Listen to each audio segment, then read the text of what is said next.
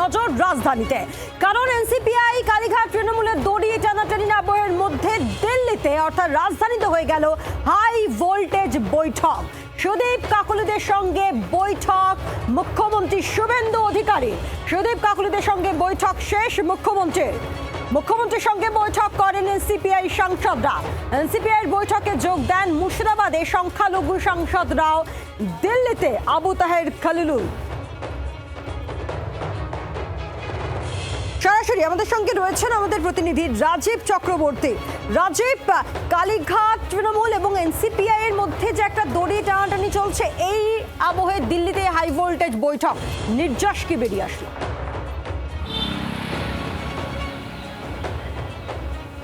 দেখো, বৈঠক সফল বলে দাবি করছেন যারা বৈঠকে যোগ দিয়েছিলেন তারা, এবং মুখ্যমন্ত্রী শুভেন্দু অধিকারীর সঙ্গে বৈঠকের এর আগে দুবার দিনক্ষণ নির্ধারিত হয়েছিল। আজ তৃতীয়বার সেই বৈঠক সফলভাবে হয়েছে এমনটাই দাবি করা হচ্ছে। আর এই বৈঠকে এমন তিনজন যোগ দিয়েছিলেন যারা সকালে আজকেই প্রধানমন্ত্রীর বৈঠকে না করেছেন, বিকেলে মুখ্যমন্ত্রীর বৈঠকে হ্যাঁ করেছেন। অর্থাৎ আবু তাহের, খলিলুর রহমান এবং ইউসুফ পাঠান তারা প্রধানমন্ত্রীর নেতৃত্বাধীন এনডিএর বৈঠকে যাননি, তারা মুখ্যমন্ত্রীর নেতৃত্বাধীন আজকের এই এনসিপিআই এর বৈঠকে তারা এসেছেন। আর এই বৈঠকে তারা তাদের সমস্যার কথা তুলে ধরেছেন, নানাবিধ সমস্যার কথা তুলে ধরেছেন, এলাকার সমস্যার কথা, এবং এলাকায় কর্মী সমর্থকদের ওপর নানাভাবে নির্যাতন হচ্ছে এবং তারা ভয় পাচ্ছেন, একটা আতঙ্কের ছবি, এই বিষয়টা তুলে ধরেছেন। মুখ্যমন্ত্রী শুভেন্দু অধিকারী তিনি বলেছেন ভয় পাওয়ার কিছু নেই, আপনারা ফিল্ডে থাকুন, কাজ করুন, আর একটু ধীরে চলুন। তার কারণ মুখ্যমন্ত্রী শুভেন্দু অধিকারী রীতিমতো ব্যাখ্যা দিয়েছেন এতদিন ধরে তৃণমূল কংগ্রেস সাধারণ মানুষের ওপর, বিজেপি কর্মী সমর্থকদের ওপরে যেভাবে অত্যাচার করেছে তা রাতারাতি বদলে যেতে পারে না, মানুষ ভুলে যেতে পারে না। আজকে মুখ্যমন্ত্রী কোট আনকোট এই শব্দগুলো অত্যন্ত গুরুত্বপূর্ণ। মুখ্যমন্ত্রী বলেছেন, আবারও বলছি, এতদিন ধরে তৃণমূল কংগ্রেস বিজেপি কর্মীদের ওপর, সাধারণ মানুষের ওপর অনেক নির্যাতন চালিয়েছে। আপনারা দল বদল করার ফলেই সেই ছবিগুলো রাতারাতি বদলে যাবে না, আপনাদেরও একটু ধীরে চলতে হবে, আমরা রয়েছি আপনাদের সঙ্গে।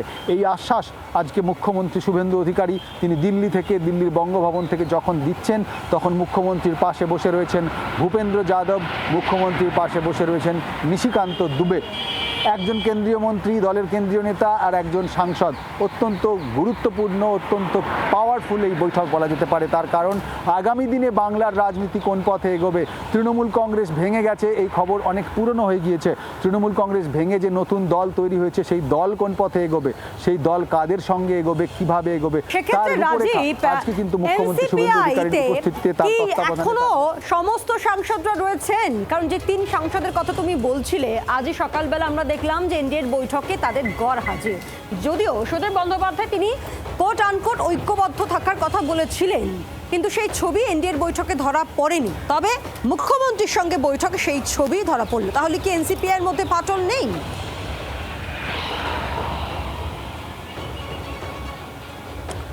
দেখো, এই যা রয়েছে সেটাকে ফাটল বলা যাবে কিনা সেটা আমি জানি না, কিন্তু আজকে এই মুহূর্তে যে বৈঠক শেষ হলো মুখ্যমন্ত্রী শুভেন্দু অধিকারীর সঙ্গে, তাতে 20 জনের মধ্যে 19 জন ছিলেন। অভিনেতা দেব, সাংসদ দীপক অধিকারী তিনি দুবাইতে রয়েছেন, তিনি আসতে পারবেন না জানিয়েছেন। বাকি 19 জন ছিলেন এবং অতিরিক্ত 3 জন ছিলেন তারা তৃণমূল ছেড়ে বিজেপিতে গিয়েছেন, সুখেন্দু শেখর রায়, সুস্মিতা দেব এবং প্রকাশ চিকবড়াই। আর ফাটলের কথা বলছো, সে ফাটল কোথাও না কোথাও রয়ে গেল বোধ হয়। তার কারণ এই যে 3 জন সাংসদ তারা আজকে সকালে এনডিএর বৈঠকে যাননি, আর তারা এনডিএর বৈঠকে দ্বিতীয়বার গড়হাজির থাকলেন। আজকে মুখ্যমন্ত্রীর সঙ্গে দেখা করে তারা তাদের সমস্যার কথা বললেন, তারা চাইলেন যাতে সমস্যার সমাধান হয়। আর মুখ্যমন্ত্রী তাদের বললেন যে আরেকটু সময় দিতে হবে, এখনই মানুষ সবটা ভুলে যাবে না, এবং তিনি আশ্বাস দিলেন যে দল, সরকার তাদের পাশে রয়েছে। এই আশ্বাস নিয়েই এই বৈঠক শেষ হয়েছে। এছাড়াও উন্নয়নমূলক প্রকল্প এনসিপিআই তারা আদৌ কি ঐক্যবদ্ধ আছে? ধন্যবাদ রাজীব, আমাদের সঙ্গে ছিলেন সরাসরি প্রতিনিধি।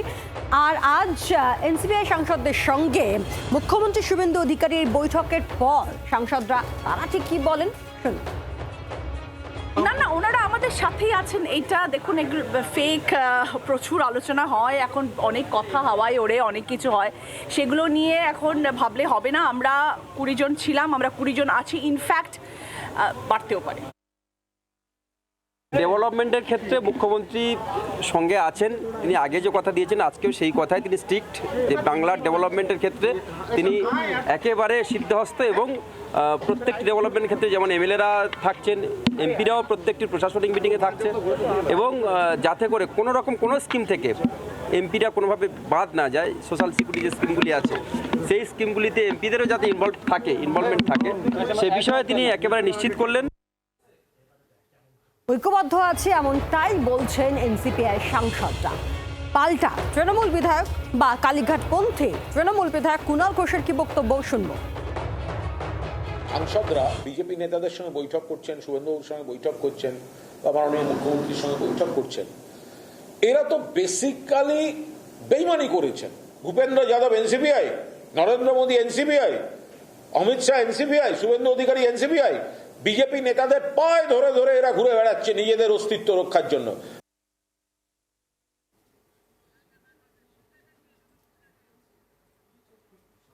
কুণাল ঘোষ তিনি এবার বিস্ফোরক দাবি করলেন। তিনি বলছেন যে ধৃত শিবিরে কোনো বিধায়ক নেই, পুলিশ না থাকলে 56 জন বিধায়ককে নিয়ে তিনি মিছিল করবেন, এমনও দাবি করেন বেলেঘাটা তৃণমূল বিধায়ক বা মমতাপন্থী বিধায়ক কুণাল ঘোষ।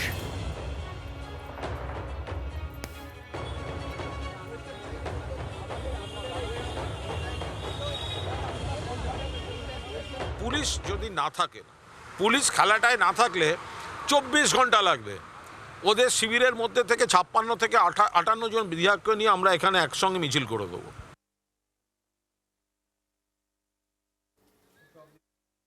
বুমেরাং হচ্ছে, দেখা যাচ্ছে যে আপনি বলছেন যোগাযোগ রাখছে, অন্যদিকে ঋতব্রত বন্দ্যোপাধ্যায় তিনিও দাবি করছেন বরঞ্চ উল্টো দিকের সাংসদ বিধায়ক তারা যোগাযোগ করছেন তাদের সঙ্গে। এই বালির শিবিরকে নিয়ে আমি কোনো কথা বলবো না, কারণ এদের সঙ্গে গেঞ্জি জাঙ্গিয়া ছাড়া কিছু নেই, পুলিশের সাপোর্টটা কাজ করছে। এই যে বড় বড় কথা বলছে না যে আমাদের সঙ্গে আছে, আমাদের মানেটা কি আছে হচ্ছে সরকারের ভয়, পুলিশের চাপে, তার বাইরে কে আছে? আপনারা বললেন 3 জন সাংসদ ফিরতে চাইছে, দেখা গেল তারা আজকে বলছেন যে তারা এনসিপিআই যে থাকবেন কিন্তু এনডিএর সঙ্গে থাকবেন না, তাহলে তারা ফিরলো কোথায়? আরে ফেরাফিরির কথা তো হচ্ছে না, আমি বলছি যে তারা মমতা বন্দ্যোপাধ্যায়ের সঙ্গে যোগাযোগ রাখছেন। আমি 3 বলছি না, আমি এখনো পর্যন্ত 6+ বলছি সংখ্যাটা। তারা একদম অনিশ্চয়তায় রয়েছেন, তারা বলছেন এলাকায় মুখ দেখাতে পারছি না। কথা বলবো প্রবীর চক্রবর্তী আমাদের সঙ্গে রয়েছেন প্রতিনিধি। প্রবীর, গতকালের পর আজও তো রীতিমতো মমতাপন্থী এই বিধায়ক বিস্ফোরক কথা বললেন। দেখো, কুণাল ঘোষ তিনি দাবি করছেন যে 52 থেকে 54 জন বা সংখ্যাটা তারও বেশি, যে তারা মমতা বন্দ্যোপাধ্যায়ের সঙ্গে যোগাযোগ রাখছেন, তারা ফিরতে চাইছেন, কিন্তু মাঝখানে পুলিশি বাধায় তারা ফিরতে পারছেন না, কেন পুলিশি একটা চাপ, সরকারের চাপ তাদের উপর রয়েছে বলে অভিযোগ করছেন কুণাল ঘোষ।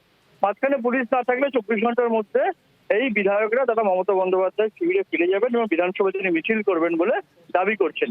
এবং শুধু বিধায়ক নয়, সাংসদ এনসিপিআই 6 জনের বেশি সাংসদও তারা মমতা বন্দ্যোপাধ্যায়ের সঙ্গে যোগাযোগ করছেন, তারা ওখানে চূড়ান্ত অনিশ্চয়তার মধ্যে রয়েছেন, তারাও ফিরতে চাইছেন বলে আজকে দাবি করেছেন কুণাল ঘোষ। বাংলার আওয়াজ, বাঙালির আবেগ, জি 24 ঘন্টা।